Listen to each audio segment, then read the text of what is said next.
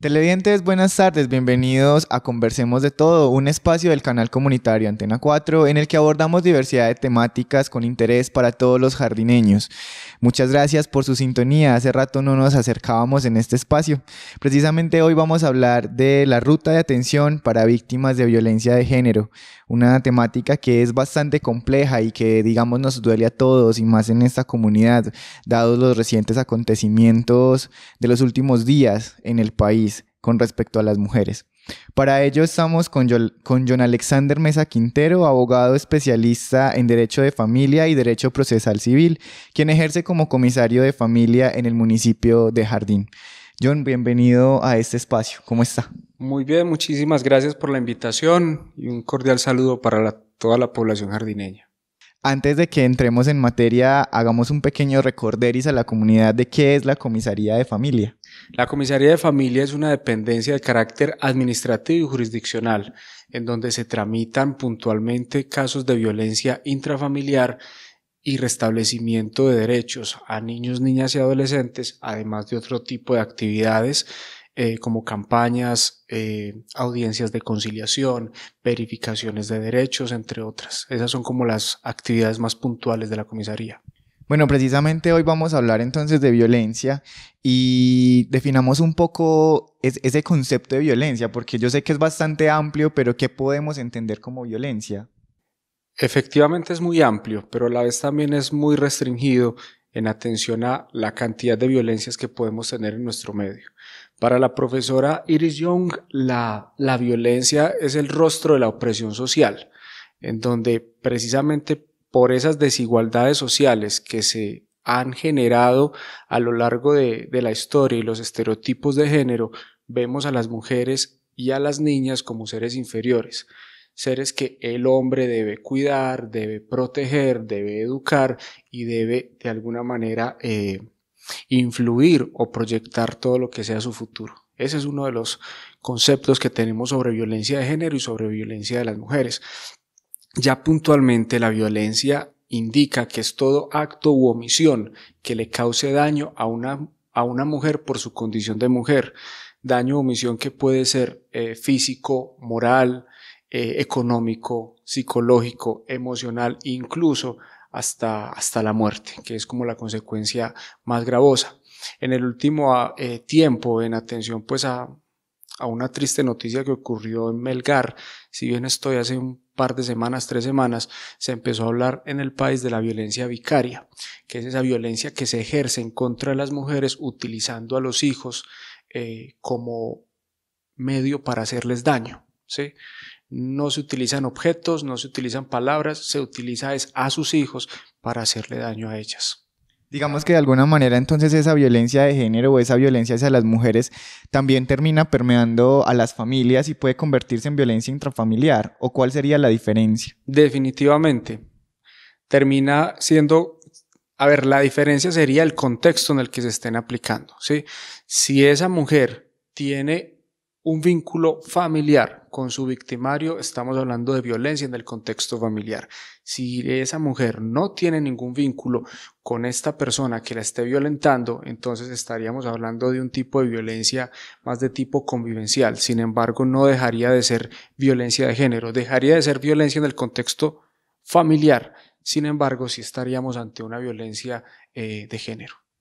De los tipos de violencia que se presentan en el municipio de Jardín, ¿qué puesto viene ocupando ese de violencia de género? ¿Es alguno de los principales? No tanto de los principales, porque debemos tener en cuenta que la violencia de género se configura por el género, ¿sí? Yo cometo un acto violento o atentatorio contra otra persona por su género, ya sea de las poblaciones vulnerables, ya sea una mujer, ya sea una persona de la comunidad LGTBI, ya sea una persona trans, sea una niña, un niño, ¿sí? Sin embargo, en nuestro municipio lo que más se presenta son violencias en el contexto familiar, ¿sí? Como tal, violencias de género pueden estar enmarcadas o disimuladas dentro del contexto familiar, sin embargo, no son las violencias de género las más marcadas, sino las violencias en el contexto familiar. ¿Por qué cree usted precisamente que se producen tanto estos casos de violencia intrafamiliar en el municipio, teniendo tantas campañas al respecto?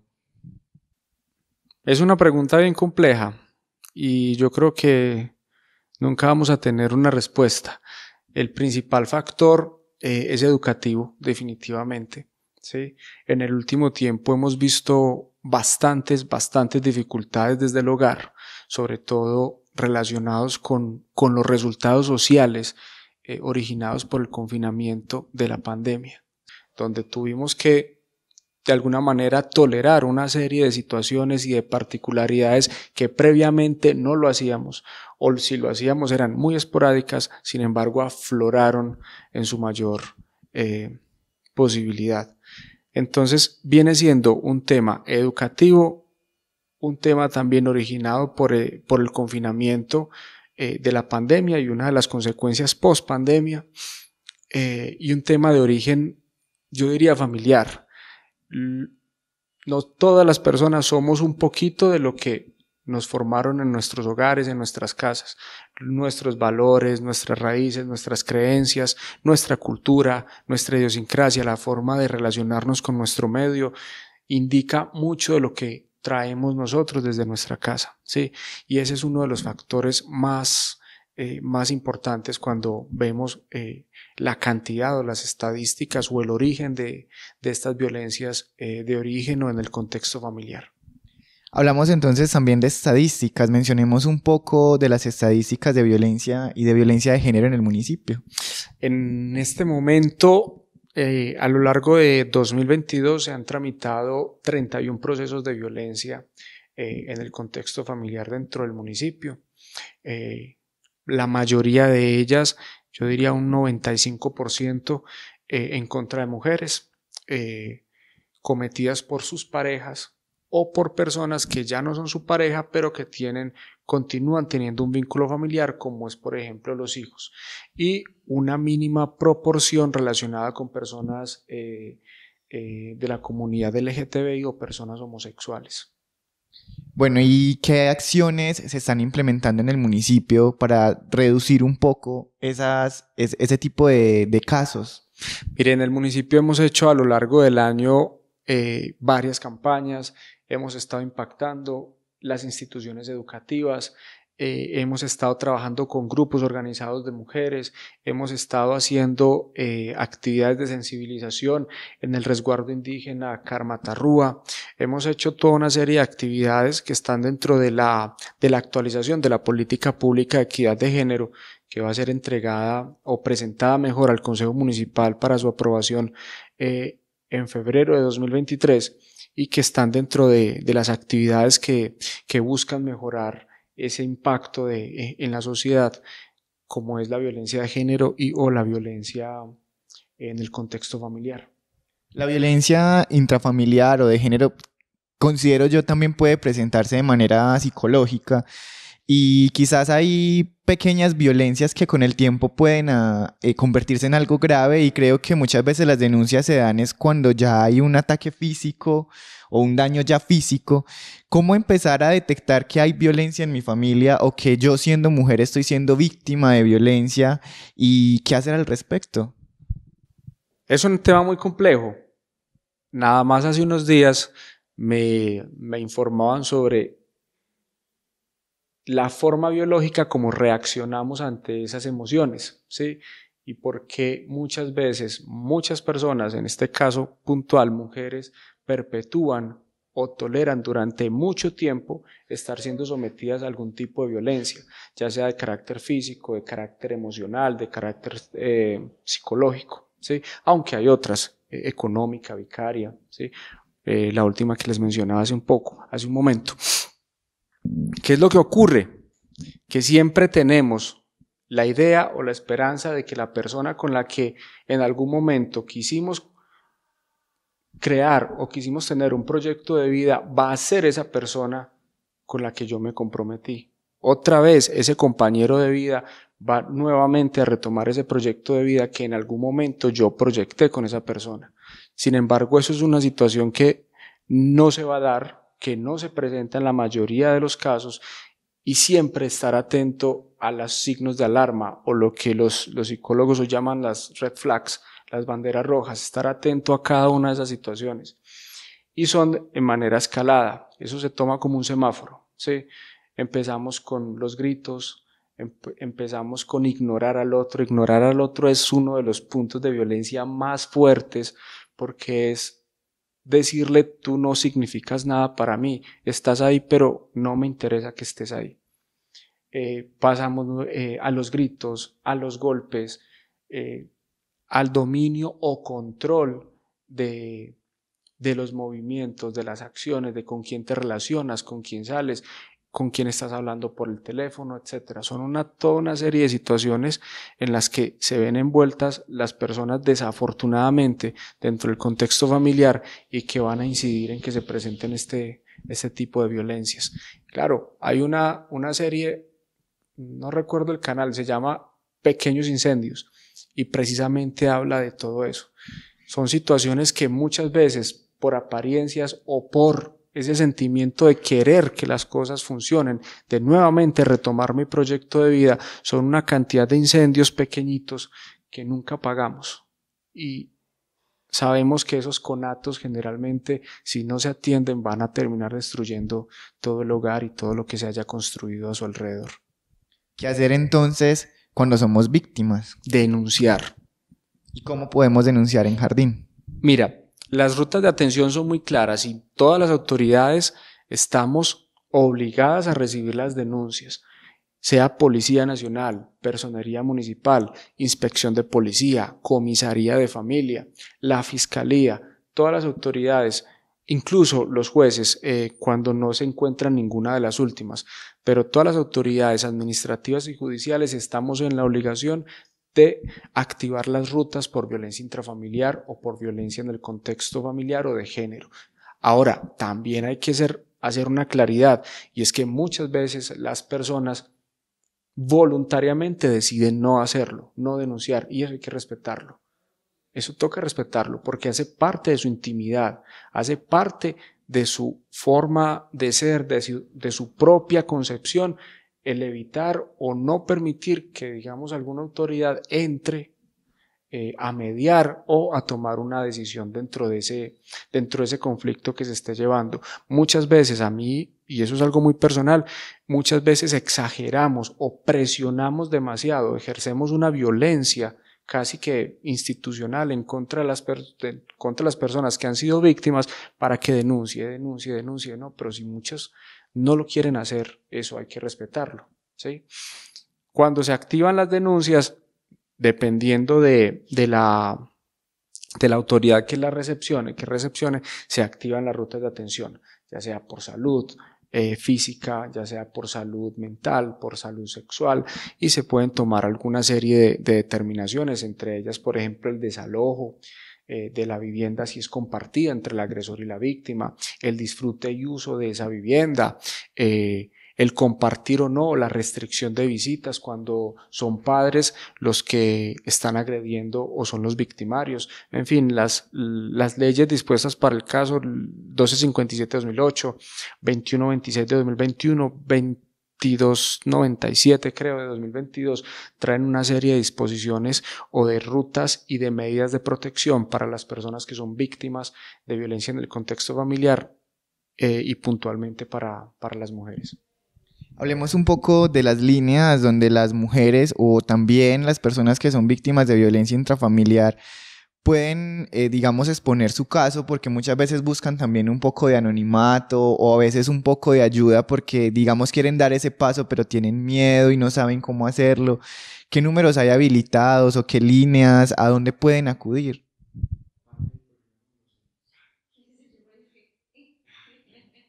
Dentro de las líneas de atención para las mujeres víctimas de violencia tenemos la línea 123 de Mujer Metropolitana, en donde les prestan una atención en casos de emergencia y se puede enrutar o dirigir directamente a la policía para que ellos le presten atención. Además, la línea de atención del cuadrante de policía aquí en la Estación Municipal de Jardín, 320-425-1963. Y esas son como las dos líneas que tenemos dispuestas por si las personas o están en una situación de emergencia o no físicamente no están dispuestas a presentar algún tipo de denuncia o a formalizarla. Alejándonos un poquito del tema de violencia hacia las mujeres, también me gustaría hablar un poco de casos que se han venido presentando en el municipio con relación a las violencias hacia los niños, hacia los menores de edad, el tema de abuso y agresiones físicas. Muchas veces es muy difícil saber cuando un niño está siendo víctima porque los niños tienden a ser un poco más reservados.